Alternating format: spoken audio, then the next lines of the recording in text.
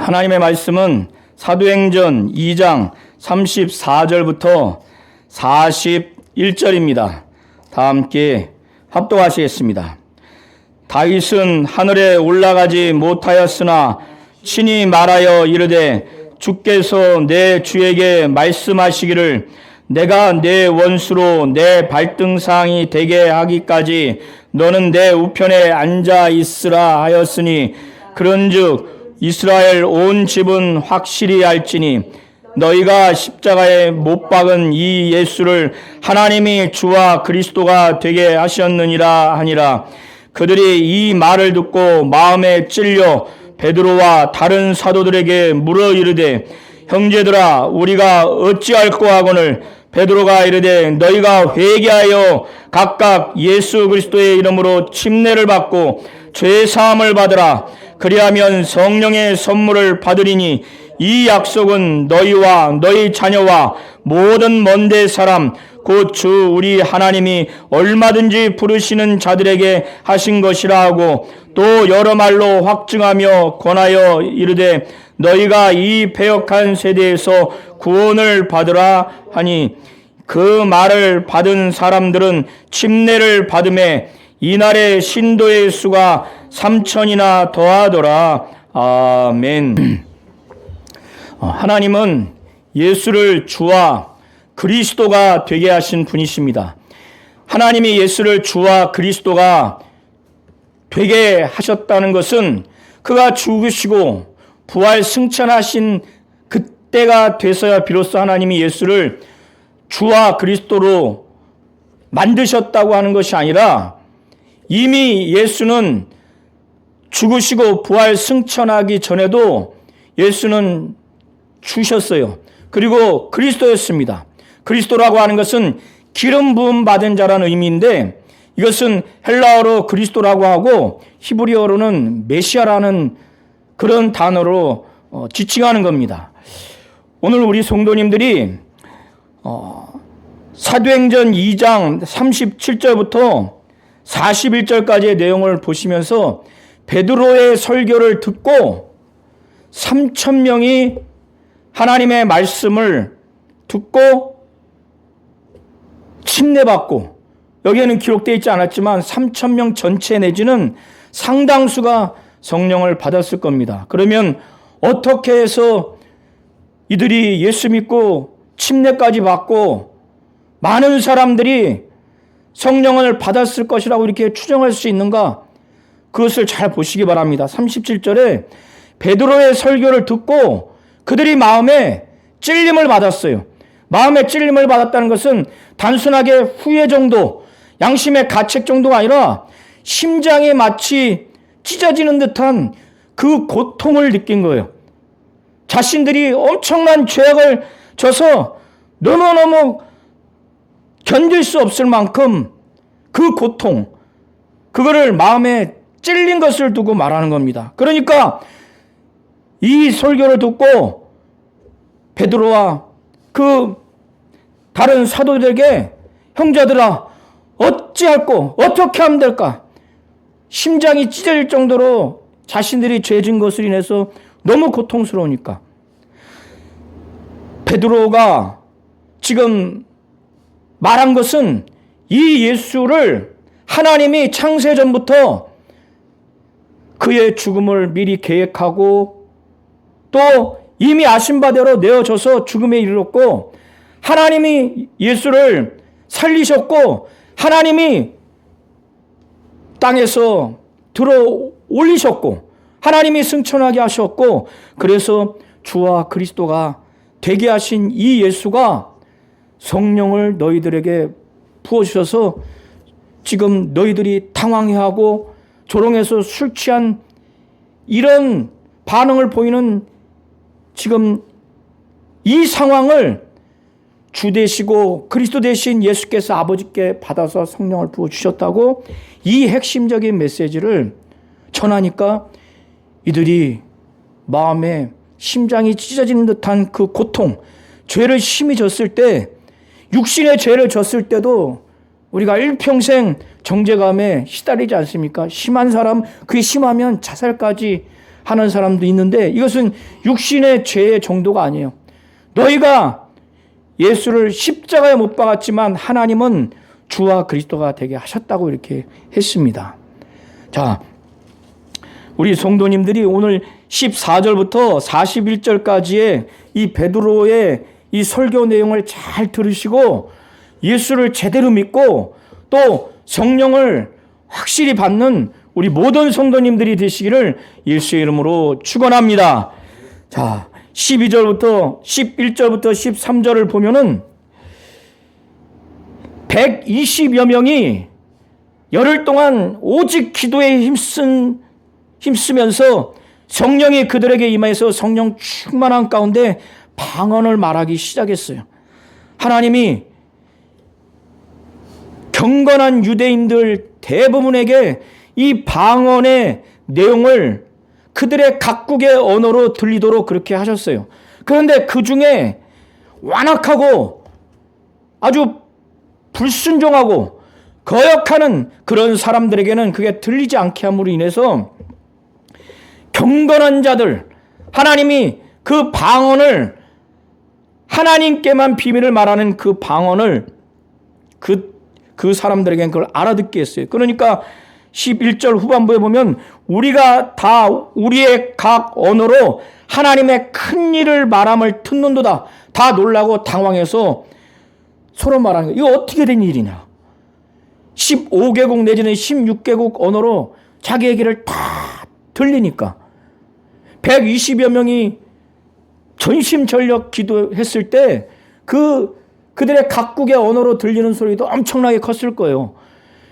여기서 변화된 사람이 신도의 수가 3,000인데 그 둘러선 인원이 전체인지 그 중에 일부인지 모르지만 이 3,000명이 전체라 할지라도 120여 명을 둘러싸였을 때 3,000명이 둘러싸이면 원형으로 했던 타원형으로 했던 둘러쌌을 때 120여 명을 둘러싸면 3,000명이 몇 줄로 둘러쌉니까? 굉장히 많은 인원으로 둘러싸였을 거예요, 줄이. 그러니까 이게 인간적인 외국 언어로 들렸을 때는 들리지가 않는 거예요. 120여 명을 15개국 내지 16개국으로 n분의 1로 그들이 외국 언어로 말한다고 학자들의 주장에 따라서 그렇게 했을 때 113명이 다른 언어로 전신전력 큰 소리로 기도하는데 7명이 자기 나라의 언어로 기도한들 그게 들리겠어요? 그러니까 방언은 외국의 언어가 아니라 저와 우리 성도님들이 기도하는 영이 하나님께 비밀을 말하는 사람이 알아들 수 없는 사람께 하지 않는 방언이에요. 그런데 이 방언을 하나님만이 알아들 수 있는데 하나님이 역사하시는 자에게는 그게 들리는 거예요. 첫 번째는 방언 통역의 은사를 주는 그 사람에게는 그의 언어로 그 나라의 언어로 뚜렷하게 들립니다. 그리고 은사는 아니라 할지라도 이렇게 경건한 유대인들 만민에게 복음을 증거해야 될 이 사도들의 사명을 이루기에 앞서 하나님이 천하 각국에서 모인 경건한 유대인들에게 먼저 하나님이 그 계획을 이루시는 거예요. 그래서 그걸 들리게 하니까 하나님의 큰 일을 3,000명 이상 넘는 사람들이 그거를 동일한 내용으로 지금 들은 거예요. 동일한 내용으로 듣는다는 것도 외국의 언어로 만약에 말했다면 소리도 들리지 않는데 그 내용의 뜻, 의미가 파악이 됩니까? 그러나 하나님이 방언 통역의 은사를 주셔서 그 은사자에게 들리게 하신 것처럼 이들은 통역 은사가 받은 자가 아니지만은 하나님의 경건한 유대인들에게는 이들을 통해서 천하 각국의 복음을 증거하기 위한 목적으로 하나님의 큰 일을 듣게 하신 겁니다. 이렇게 이해하셔야 돼요. 자, 이렇게 긍정적인 사람들은 다 놀라서 당황했어요. 처음엔 방언 소리 때문에 모였다가 자기들의 각국 언어로 들리니까 놀라고 신기하고 그러다가 이제 그 내용까지 자기들이 파악하니까 당황해서 놀래요. 이거 어찌 된 일이냐. 그런데 그 중에 완악하고 불신자들, 거역하는 자들에게는 외국의 언어로 하나님이 들리게 해주지 않으니까 방언 소리로 들리는 거예요. 근데 이 120여 명이 막 완전히 몰입해서 기도하니까 조롱합니다. 저와 우리 모든 성도님들이 지금 방언 소리를 들으면 믿지 않는 사람은 미쳤다고 할 겁니다. 그래서 고린도전서 14장 24절에 보면은 사도 바울도 예배 시간에, 공적 모임 시간에 방언으로 말하지 마라. 그러면 온 교회가 함께 모여 다 방언으로 말하면 알지 못하는 자들이나 믿지 아니하는 자들이 들어와서 너희를 미쳤다 하지 않겠느냐. 그러니까 지금 어떤 이들은 조롱해서 그들이 세술에 취했다, 이런 반응이 지금 바울이 말하는 것처럼 방언에 대해서 알지 못하는 사람, 믿지만 알지 못하는 사람, 그러나 믿지 아니하는 자들이 다 방언을 말하니까 좀 미쳤다, 이 반응이 나오듯이 조롱하는 사람들은 세술에 취했다, 저 술 취해서 저렇게 됐다. 그러니까 이제 베드로가 사도들과 함께 일어나서 큰 아주 소리를 높여가지고 이 지금 성령 받고 나타난 이 상황에서 한쪽에는 당황해하고 한쪽에는 조롱해서 세술 취했다고 이렇게 한 이들을 향해서 이제 알게 하기 위해서 지금 14절에 말합니다. 베드로가 11 사도와 함께 일어서 소리를 높여서 말하는 거예요. 유대인들과 예루살렘에 사는 모든 사람들아, 오순절을 지키기 위해서 고국에 일시적으로 왔든 영구적으로 왔든 유대인과 예루살렘에 사는 모든 사람들아, 이 일을 너희로 알게 할 것이니 내 말에 귀를 기울이라. 너희 중에서 당황하는 사람들, 너희 중에 조롱해서 세술 취했다고 하는 그들을 향해서 말하는 거예요. 내 말에 귀를 기울이라. 자, 우리 성도님들, 첫 번째는 귀를 기울여야 돼요. 그래야 믿음이 생기고 성령 받을 수 있고 성령 충만함을 받을 수 있습니다. 지금 사도 베드로와 11 사도가 일어나서 유대인들과 예루살렘에 사는 모든 사람들 향해서 아주 큰 목소리로 말하는 거예요. 큰 목소리로 이 일을 너희로 알게 할 것이니까, 내가 지금 알게 할 것이니까 내 말에 귀를 기울이라. 우리 성도님들 중에서 귀를 기울이시기 바랍니다. 지금. 자, 먼저는 조롱해서 세술 취했다고 막 방언 말하고 하니까 세술 취했다고 하는 그들 향해서 지금 말도 안 되는 소리 하지 마라. 유대인들은 아침 10시에 식사를 하고 식사를 하는 과정에서 포도주를 곁들여서 먹습니다. 그러니까 이게 유대인의 관습이에요. 10시도 되기 전에 지금 때가 3시인데, 유대인의 시간법으로 때가 3시라는 것은 오늘날 우리 시간으로는 9시예요. 그러니까 10시 식사 시간이 돼야 식사하면서 식사 후에도 포도주를 먹는데, 지금 9시인데 무슨 술을 취했다고 좀 조롱하고 있느냐. 그러니까 이건 유대인의 관습에 의해서 맞지 않다는 거예요. 그러니까 이 당시에 랍비 문헌에 의하면 오전 10시에 유대인들이 식사를 하면서 포도주를 먹어요. 그러니까 15절에 말하는 거예요. 때가 제3신이 너희 생각같이, 너희가 생각하는 것처럼 조롱하면서 세술 취했다. 이 사람들이 취한 것이 아니다. 이 당시에 식사 관습을 두고 먼저 말한 다음에 이제 베드로는 하나님이 예수를 창세 전부터 그의 계획에 따라서 그가 미리 알고 있는 바대로 예수를 죽음에 넘겨서 예수가 죽으신 것이다. 그리고 하나님은 예수를 살리셨고 예수를 승천하게 하셨고, 그래서 주와 그리스도가 되게 하셔서 예수가 하나님께 성령을 받아서 너희에게 이 성령을 부어주셔서 너희가 지금 보고 듣는 것을 이거 부어주셨느니라. 이 핵심 메시지, 하나님 중심으로 예수의 공생애, 그리고 그의 죽으심, 그의 부활과 승천, 그래서 그가 하나님 보좌 우편의 통치자로서 성령을 보내주신 것이라고 하는 이 말씀을 증거하는 데 있어서 구약 성경을 인용하면서 그 근거를 가지고 이것을 증거합니다. 그래서 요엘서 2장 28절부터 32절의 내용과 시편 16편 8절부터 11절 그리고 시편 110편 1절 이 세 성경 구절을 근거로 해서 앞서 말씀드린 것처럼 예수의 죽으시고 부활하시고 승천하신 예수가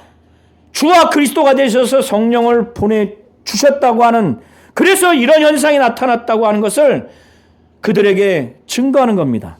자, 16절부터 21절까지의 베드로가 인용한 그 성경 구절은 요엘서 2장 28절부터 32절의 내용입니다. 여기서의 핵심적인 것은 무엇이냐면 하나님이 지금 120여 명이 성령 받고 막 완전히 성령 충만해서 몰입해서 막 방언으로 말해서 누구에게는 하나님이 외국 언어로 들리게 하고 누구는 저거를 그래서 그들이 당황하고 누구는 그들이 정말 술 취해서 조롱한다고 이런 엄청난 현상이 나타난 것은 이들의 이 현상은 이미 하나님이 요엘을 통해서 예언한 말씀이 이루어진 것이라는 것을 베드로가 지금 말하는 겁니다.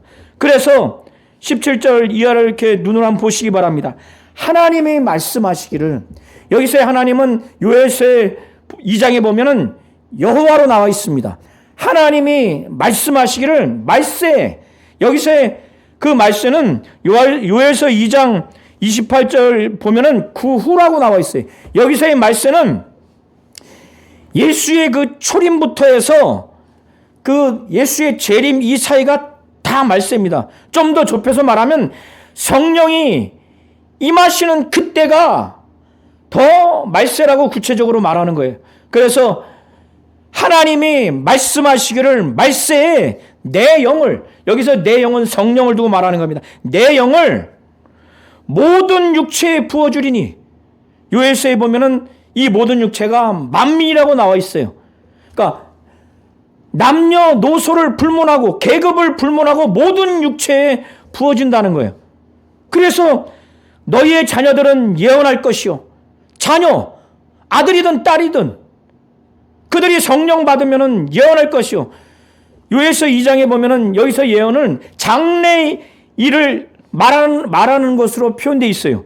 그리고 너희의 젊은이들은 환상을 보고 너희의 늙은이들은 꿈을 꾸리라. 구약에 하나님의 말씀을 받아서 전하는 그 경로가 이렇게 꿈이라든가 환상이라든가 이런 걸 통해서 하나님이 역사합니다. 직접 말씀을 주시기도 하고, 그때 내가 내 영을 남종과 여종에게 부어주리니, 그러니까 주인이 아니고 종이라 할지라도 성령을 부어주신다는 거예요. 그래서 그들이 예언할 거라는 거예요. 성령은 이제 구약에는 특별히 하나님이 쓰시는 지도자, 영적 지도자, 믿음이 훌륭한 지도자에게만 성령이 임한 것이 아니라 그들을 성령 충만하게 해서 하나님이 사용하셨어요. 구약의 어떤 사람도 예수가 부활 승천하셔서 아버지께 받아서 성령을 보내주기 전에는 아무도 성령을 받지 않았어요. 다만 성령의 충만함을 받는 거예요. 성령의 충만함을. 자, 그때 이제 19절부터 20절에 보면은 또 위로 하늘에서는 기사를, 아래로 땅에서는 징조를 베풀리니 피와 불과 연기로다. 또 20절에 보면 주의 크고 영화로운 날이 이르기 전에, 여기서는 주의 크고 영화로운 날이라고 표현되어 있지만 요엘서 2장의 31절 보면은 여호와의 크고 두려운 날이라고 되어 있어요. 자, 종말은 믿지 아니하는 자들에게는 하나님의 크고 두려운 날이지만은 그러나 믿는 성도들, 저와 우리 모든 성도님들에게는 주의 크고 영화로운 날이 될 겁니다. 그날은 심판의 날도 되고 구원의 날도 되기 때문에 그렇습니다. 자, 해가 변하여 어두워지고 달이 변하여 피가 되리라. 누구든지 주의 이름을 부른 자는 구원을 받으리라.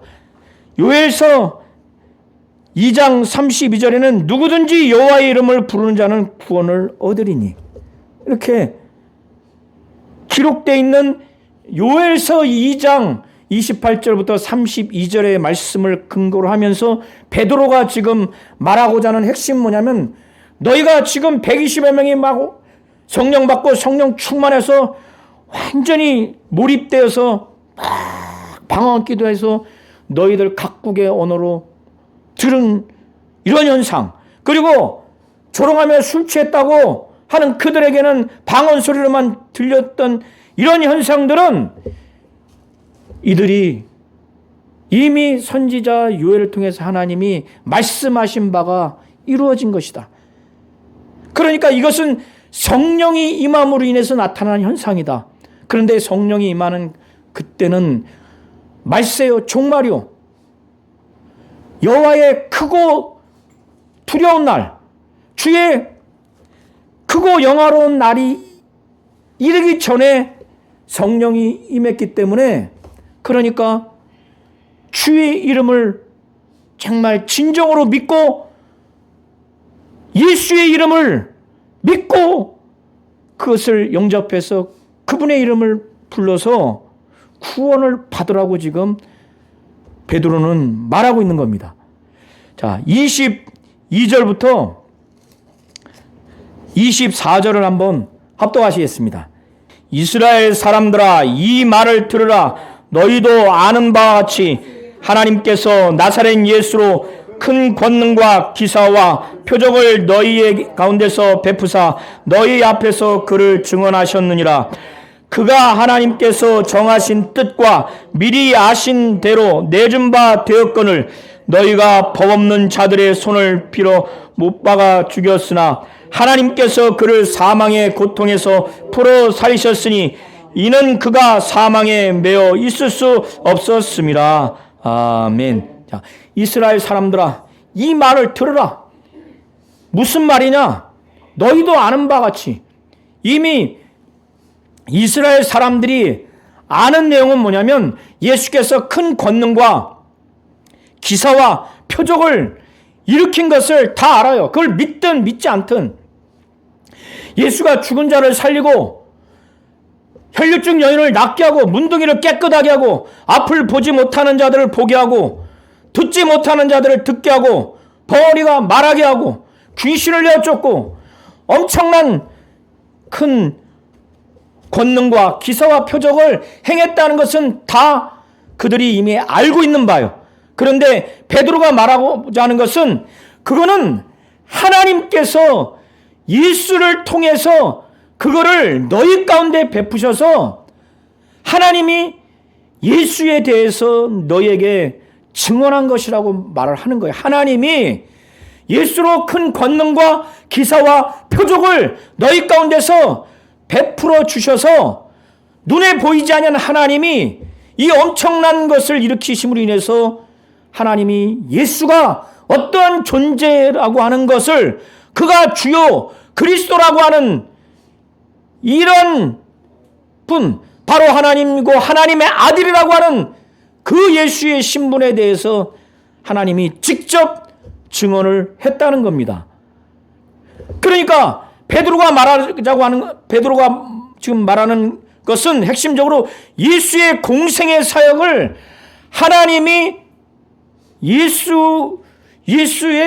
예수를 통해서 정말 그 과정에서 큰 권능과 기사와 표적을 하나님이 주권적으로 일으키게 함으로 인해서 이 예수에 대해서 하나님이 직접 증언했다는 거예요. 예수의 공생의 삶을 지금 말하는 거예요. 우리 성도님들이 예수의 공생애와 삶을 제대로 보고 듣고 믿어야 되는 이유가 바로 여기에 있는 겁니다. 그 중에 큰 권능과 기사와 표적을 부정하거나 그거를 경히 여겨서는 안 되는 이유가 하나님이 예수로 말미암아 베푼 거예요. 하나님이 증언하는 내용이에요.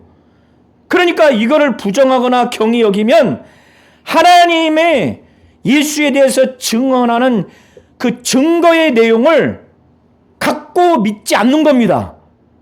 그러니까 큰 권능과 기사와 표적을 부정하고 이거를 경히 여기고 예수의 어떤 성품, 예수의 박애주의적인 그 삶을 강조하는 것은 하나님의 베드로의 지금 설교에 의하면은 하나님이 예수를 증언하는 본질적인 내용이 아닌 거예요. 이해하시겠죠? 그런 다음에 베드로는 뭐라고 지금 말을 하냐면 그가 23절에 여기서 그는 누구냐면 예수예요. 예수가 어떻게 죽으셨는가? 유대 종교 지도자들의 권모술수에 의하거나 로마 군병의 압력에 의해서 죽임을 당한 것이 아니라 하나님의 계획에 따라서 하나님이 이미 미리 아신 바 됐기 때문에 내어준 것이라고 그의 죽음에 대해서 하나님의 계획과 하나님의 미리 아심에 따라서 죽은 것이라고. 다만 인간이 불법이 자행돼서 그 결과가 나타난 것이라는 것을 말하는 겁니다. 23절에 그가 예수가 하나님께서 정하신 뜻과 미리 아신 대로 내준 바 되었거늘. 그러니까 예수가 하나님께서 정하신 뜻과 미리 아신 대로 하나님 아버지는 이미 예수의 죽음에 대해서 미리 아신 바 됐기 때문에 내준 바 된 거예요. 그런데 너희가 법 없는 자들의 손을 빌어 못 박아 죽였어요. 유대인들이 더 좁혀서 유대 종교 지도자들이 율법이 없는 로마 사람들, 여기서 법 없는 자들은 율법 없는 로마인들을 말합니다. 더 좁혀서는 로마 군병들이죠. 그들의 손을 빌어 못 박아 죽였어요. 그러나 예수가 부활됐는데 예수의 죽음도 하나님이 정하신 뜻과 미리 아신 바대로 내어 주었어요. 그의 죽음도 하나님의 뜻이에요.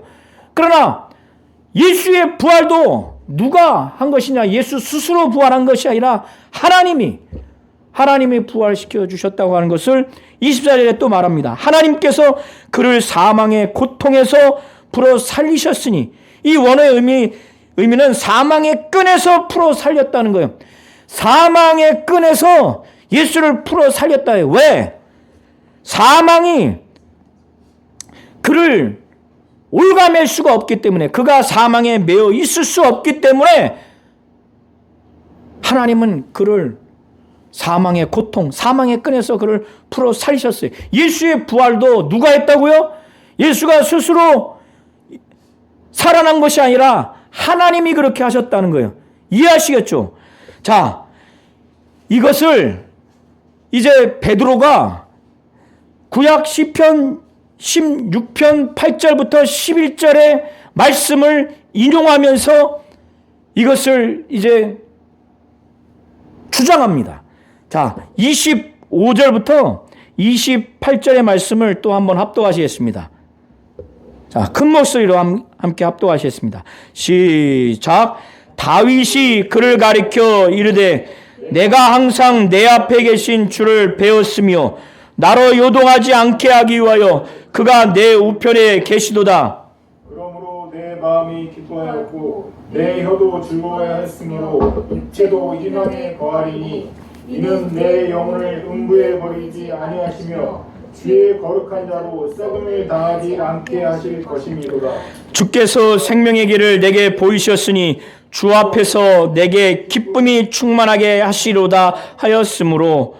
자, 이것은 시편 28편, 시편 16편 8절부터 11절의 내용인데, 이 본래 시편 16편을 우리 성도님들 읽으시면은 이 내용은 다윗이 자신의 장인인 사울에게 계속 살해 위협을 당하고 자기 아들인 압살롬이 아버지인 자신을 반역을 했고, 그가 자기 밑에 그 장군, 부하 장군 우리아의 아내 밧세바를 취한 이런 죄악을 그가 범했어요. 이런 많은 것을 겪으면서 그가 확신했던 것은 그래도 하나님은 자신 우편에 계셔서 자기를 음부에 버리지 않냐고 썩음을 당하지 않게 하실 것이고 주께서 생명의 길을 내게 보이셨다. 그래서 주 앞에서 내게 기쁨이 충만하게 하실 것이다. 자신이 처한 그 상황에 대해서 대비해서 하나님 앞에 확신을 갖고 고백한 내용인데, 베드로는 이 다윗의 확신에 찬 고백의 내용을 지금 예수 그리스도와 관련된 내용으로 이것을 해석합니다. 그러니까 구약의 예언된 내용은 그 당시를 반영할 뿐만 아니라 신약의 미래에 예언될 내용을 함께 갖고 있어요. 이런 측면에서 이중적이라는 거예요. 그러니까 지금 다윗은 자신이 고통을 당한 자신의 사정을 배경으로 해서 하나님 앞에 확신에 찬 그 고백의 내용이지만, 한편에서는 예수 그리스도에 대한 예언의 내용을 지금 담고 있는 겁니다. 이해하시겠죠? 그런데 이 다윗이 어떤 내용을 말하느냐? 예수가 먼 훗날 하나님 아버지께 기도하는 내용을 다윗이 그걸 알고 지금 미리 예언의 내용으로 말하고 있는 거예요.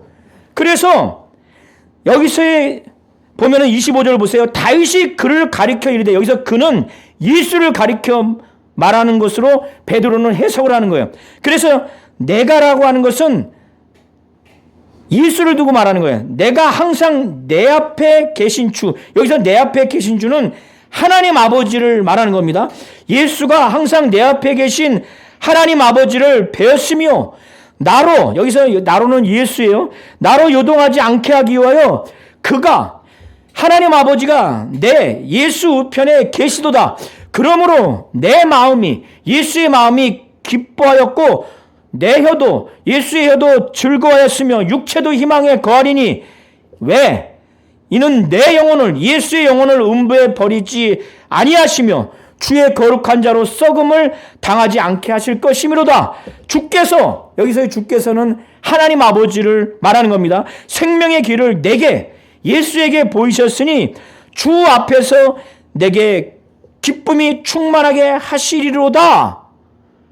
이렇게 다윗이 예수에 대해서 가리키는 것으로 지금 예언을 했다고 베드로가 지금 말하는 거예요. 이렇게 지금 예언을 했기 때문에 형제들아, 이게 다윗이 지금 죽어서 하나님 아버지가 다윗을 부활시킨다고 하는 이 내용이 아니다. 29절 이하의 내용이 그 해석을 지금 베드로가 다시 하고 있는 거예요.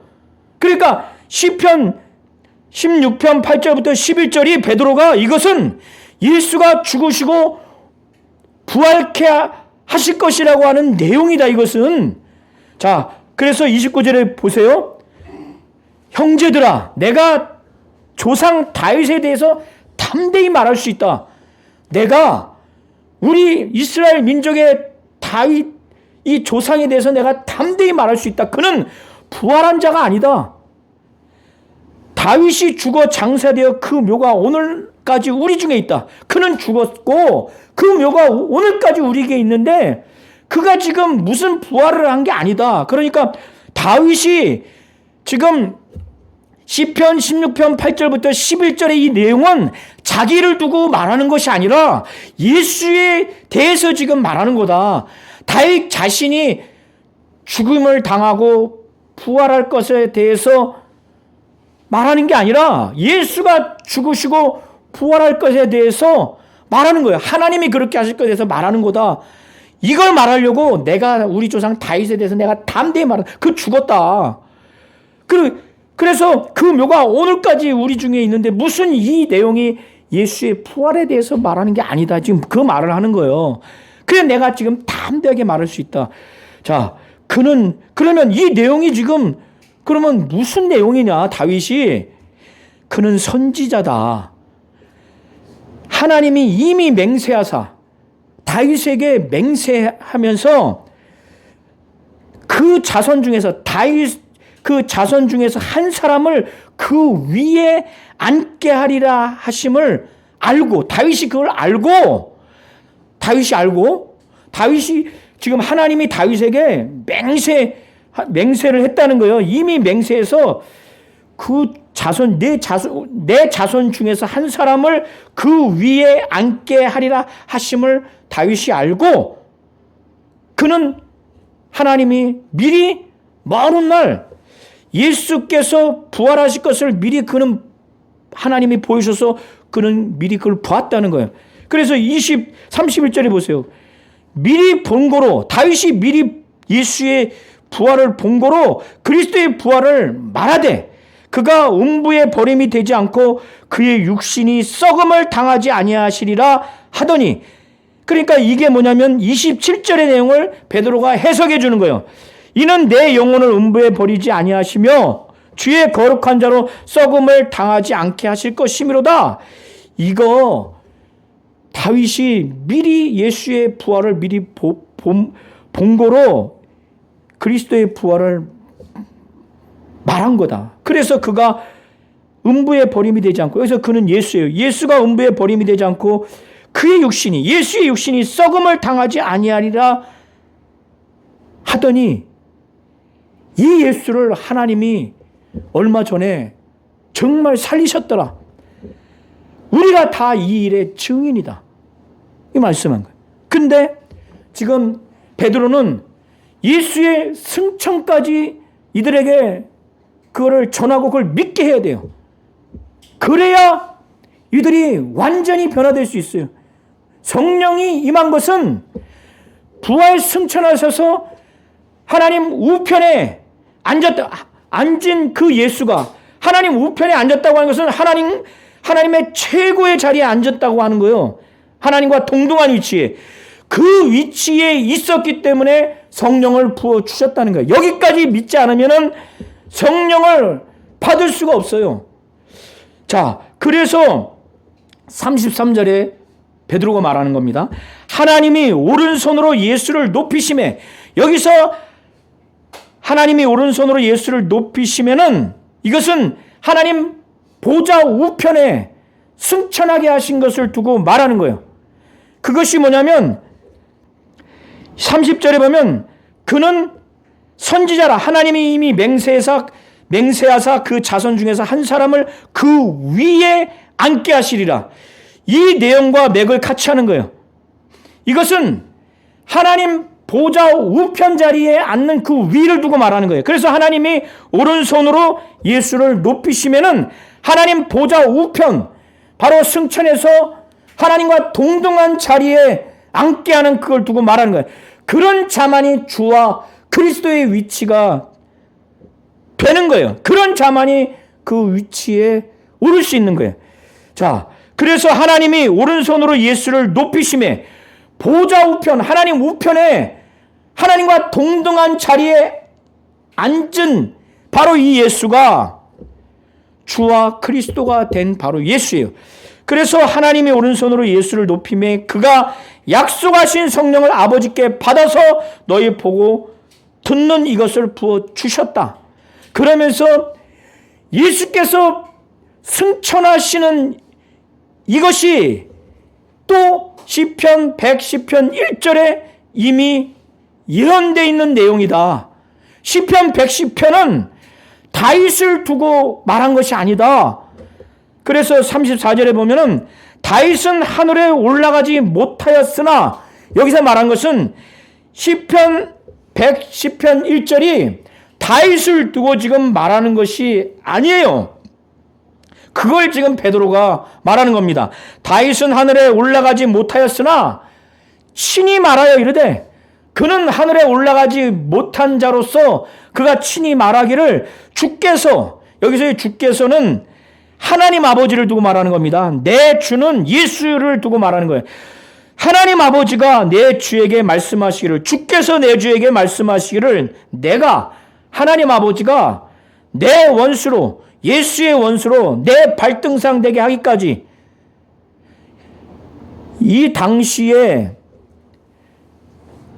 두 국가가 전쟁을 일으켰을 때 이긴 국가의 왕은 패전 국가의 왕의 목을 발로 밟습니다. 그게 승리의 표시예요. 그러니까 하나님 아버지가 예수에게 너는 내 우편에 앉아 있으라. 언제까지? 내 원수로 발등상 되게 하기까지. 여기서 내 원수는 당연히 마귀죠. 발등상 되게 하는 것은 완전히 굴복시키기까지 너는 내 우편에 앉아 있으라. 그러니까 이것은 다윗을 두고 말하는 게 아니에요. 베드로가 그걸 말하는 거예요. 다윗은 하늘에 올라가지 못했다. 그러나 친히 다윗이 예언해서 말하기를 이거는 하나님 아버지가 예수에 대해서 말하는 거다. 그래서 주께서 내 주에게 말씀하시기를 내가 내 원수로 내 발등상 되기까지 너는 내 우편에, 예수는 하나님 아버지 우편에 앉아 있으라 하셨도다 하였으니 그런즉 이스라엘 온 집은 확실히 알지니. 여기까지 이제 말했단 말이에요. 하나님이 경건한 유대인들에게 이 방언소리를 그들의 각국의 언어로 들리게 해서 서로 당황했어요. 하나님의 큰 일을 행하는 것을 듣고 당황했어요.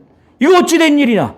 그리고 하나님 앞에 불신앙과 또 예수에 대해서, 복음에 대해서 대적한 자들에게는 조롱하면서 술 취했다고 하는 그들을 향해서 이거 술 취한 게 아니다. 하나님이 요엘을 통해서 이미 말씀하신 바 그게 이루어진 것이다. 이건 성령 받았기 때문에 나타난 현상인데, 성령은 말세에 임하는데 정말 주의 크고 두려운 날, 주의 크고 영화로운 날이 이르기 전에 주의 이름을 부른 자는 구원을 얻으리라 했다. 그러면서 예수의 죽음도 하나님의 미리 정하신 뜻과 미리 아신 바대로 내어 주었는데 너희가 법 없는 자들의 손을 빌려서 죽였다. 그런데 하나님이 또 죽은 예수를 정말 사망의 고통에서 풀어서 살리셨다. 그는 사망에 매여 있을 수 없기 때문에.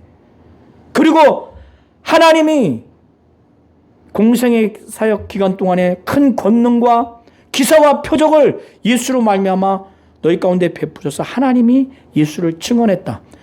그리고 하나님이 이 예수를 자기 보좌 우편에 앉게 하는, 승천하게 하셨다. 이 핵심적인 것을 증거하기 위해서 요엘서 2장 28절부터 32절, 시편 16편 8절부터 11절, 또 시편 110편 1절을 인용하면서 이 메시지를 전하기 위해서 지금 인용한 거예요. 그리고 결론은 뭐예요? 하나님이 예수를 정말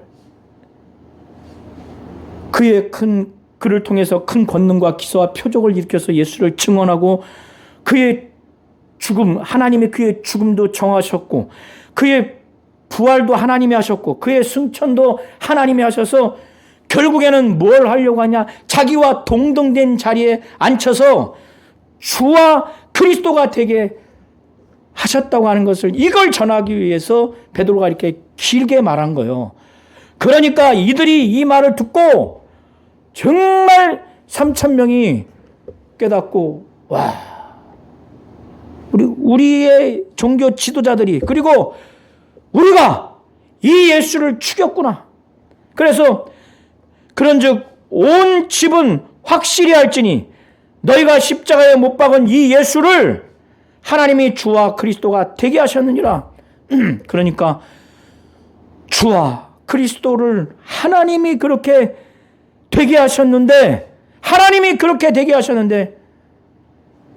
우리 민족이 또 그 중에는 거기에 직간접적으로 관여한 자들도 있을 수 있겠죠. 내가 우리가 하나님이 예수를 주와 그리스도가 되게 하셨는데, 하나님이 하셨는데 하나님을 대적하는 행위를 했구나. 예수를 죽였구나. 주와 그리스도가 되시는 예수를 죽였구나. 그래서 그 마음이 정말 심장이 찢어지는 그 고통, 그 죄악의 고통에 이들이 이제 이르게 된 거예요. 그러니까 베드로와 사도들에게 형제들아, 어떻게 할꼬? 너무 고통스러우니까 어찌할꼬? 어떻게 했으면 좋겠냐? 어떻게 하면 좋겠냐? 그러니까 베드로가 회개해라. 회개해라. 하나님을 대적한, 하나님이 예수를 증언했고 하나님이 예수를 주가 되고 그리스도가 되게 했는데, 그 하나님이 그렇게 하신 예수를 죽였으니 하나님을 대적한 거지. 그리고 예수가, 그들은 왜 십자가에 못 박혀 죽였냐면은 신명기에 보면은 나무에 달린 자마다 하나님께 저주받은 자라고, 예수를 하나님으로부터 저주받은 자로 그렇게 아주 낙인시키려고 몹쓸 짓을 해서 죽인 거예요. 죽이도록 한 겁니다. 주가 되시고 그리스도가 되신 예수를 죽인 그 죄악을 회개하라는 거예요. 회개하고 각각 너희들 어른으로부터 아이에까지 각각 예수 그리스도의 이름으로 침례를 받으라. 형식적으로 물에 침례를 받으라는 것이 아니라, 침례가 무엇입니까? 당연히 예수가 하나님이고 하나님의 아들이요 구원자라는 믿음을 갖고, 예수의 죽음은 우리의 죄를 짊어지시고 우리의 저주를 담당하시기 위해서 피 흘려 죽으셨고, 그는 하나님이고 하나님의 아들로서 의인에게 하나님이 예수를 살리셨다고 하는 이 예수를 믿고, 하나님이 예수를 승천하게 하셔서 주와 그리스도가 되게 하신 이 예수를 확실히 믿어서 예수와 함께 물에 들어가서 죽고, 옛사람은 죽고 물에 올라올 때 예수와 함께 사는, 예수와 연합된 차원에서 침례를 받으라고 하는 거예요. 각각 예수 그리스도의 이름으로 이런 고백으로 이러한 믿음을 갖고 침례를 받으라. 그러면 죄사함을 받을 것이다. 죄사함을, 원문에는 죄사함을 받기 위해서 예수 그리스도의 이름으로 침례를 받으라고 하는 거예요. 그리스도의 이름으로 각각, 단순히 형식적으로 침례 받으면은 죄사함, 회개와 예수 그리스도의 이름으로 정말 침례를 받았을 때 결과적으로 죄사함을 받는 겁니다. 또 그걸 위해서 이렇게 하라는 거예요. 침례를 받으라는 거예요. 회개를, 죄사함을 얻기 위해서. 형식적으로 하면 죄사함이 이루어지지 않습니다. 그러면 이렇게 하면은 이런 사람은 하나님의 뜻대로 일평생 살아야 되겠다. 당연히 그런 작정이 나와요. 이런 자들에게 성령의 선물을 받으리니. 여기서의 성령의 선물은 성령 곧 바로 선물이에요. 성령을 받게 된다는 거예요. 이 약속, 이렇게 해서 성령을 받는 이 약속은 이제 너희와 너희 자녀들, 유대인들 뿐만 아니라 먼데 사람, 모든 먼데 사람, 곧 우리 하나님이 얼마든지 부르시는 자들에게 하신 것이라. 디아스포라 유대인들, 각국에 흩어진 유대인들 뿐만 아니라 이방인들도 다 이렇게 정말 성령 받을 수 있다. 그러면서 베드로가 여러 말로 확실히 증명하고 권했어요. 너희들 회개하고 각각 예수 그리스도 이름으로 침례를 받고, 정말 회개하기 위해서 침례를 받고 각각 예수 그리스도 이름으로 침례를 받고, 그러면 성령 받을 것이다. 여러 말로 확증하며 권해서 또 말합니다. 너희가 이 패역한 세대에서 구원을 받으라. 이 당시에 얼마나 패역합니까? 예수를 죽일 정도는 가장 극악한 패역한 세대예요. 이 패역한 세대에서 구원을 받으라니까, 여기서 보세요. 이제 41절에 그 말을 받은 사람들이 침례를 받았는데 이날에 신도의 수가 3,000이나 됩니다. 3,000. 자, 우리 성도님들 오늘 이 설교 내용을 잘 들으시고 자녀들에게 이걸 다시 각인시켜서 정말 이 3,000명처럼 심장이 찢어진 듯한 죄를 진 것을 느껴서 고통스러워하지 않으면 이게 회개가 안 나와요. 회개하고 각각 예수 그리스도의 이름으로 침례를 받고 죄사함을 얻기 위해서 받으면 성령을 받을 수 있는 거예요. 지금 베드로의 말을 그들이 받은 사람은, 받는 것은 귀로만 듣지 않냐고 마음으로 진정으로 그걸 받아들이고 믿으니까 이날 침례받은 자들이 신도의 수가 3,000이에요. 이들은 대부분 성령 받았거나 상당수가 성령을 받았을 거예요. 하나님은 예수를 주가 되시고 그리스도가 되게 하신 분이세요. 이걸 잘 아셔서 오늘 베드로가 14절부터 41절에 전한 이 설교의 말씀을 잘 듣고 우리 모든 성도님들이 정말 회개하고 죄사함을 얻기 위해서 각각 예수 그리스도의 이름으로 침례를 받고 성령을 선물로 받으셔서 정말 하나님이 예수를 주가 되고 그리스도가 되게 하신 이 사실을 분명히 믿고 온전한 신앙생활 하시기를 예수의 이름으로 축원합니다.